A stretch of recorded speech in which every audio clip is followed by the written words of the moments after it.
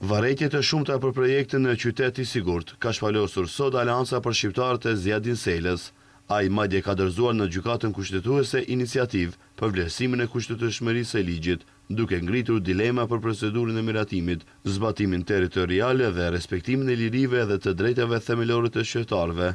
Sela tha se procedura miratimit e ligjit ka qenë e papranueshme, pasi është zhvilluar me procedurë të shpejtë dhe pa debat publik, pa u dëgjuar zëri ekspertëve dhe qytetarëve për pasojat që mund të sjellë ky projekt. Përpara kushtetutës, qytetarët duhet jenë të barabartë.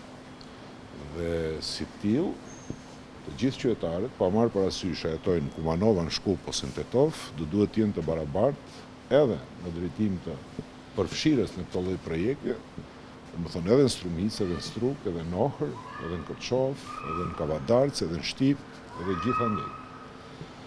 Nuk mund ndahet implementimi i këtij projekti me zona të caktuara, për shkak se kjo lloj ndarje të jep të kuptosh dhe të besosh dhe të dyshosh që ka për qëllim zhvatjen e një kategorie të qytetarëve.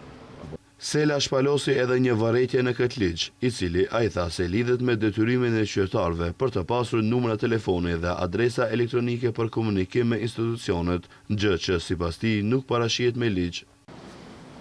Ne me ligj jemi të obliguar, dhe jo vetëm ne, po i gjithë bota e civilizuar, jemi të obliguar që të kemi një adresë në të cilën do të na dërgohen edhe padit për kundërvajtje, dënimet e tjerë, ose jemi të obliguar të mbajmë numra telefoni.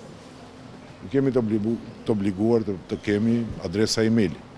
Në qoftë se jemi të obliguar për këto gjëra, atëherë duhet, sa herë që ndrojmë numrat e telefonit, shkojmë paraqitemi në polici. Përveç që se kritikoi mos respektimin e kushtetutës dhe ligjit për përdorimin e gjuhëve në këtë ligj, Sela tha se kamerat e qytetit i sigurt në Shkup janë të përqendruara kryesisht në Çajër, në zona ku mungon infrastruktura adekuate rrugore. Sipas tij, kjo krijon kushte që qytetarët të ndëshkohen me gjoba të larta në një shoqëri me standard të ulët jetese. Aleanca për Shqiptarët të kërkon nga gjykata kushtetuese që të veprojë me urgjencë, duke pasur parasysh se ligji pritet të hyjë në fuqi më një shkurt.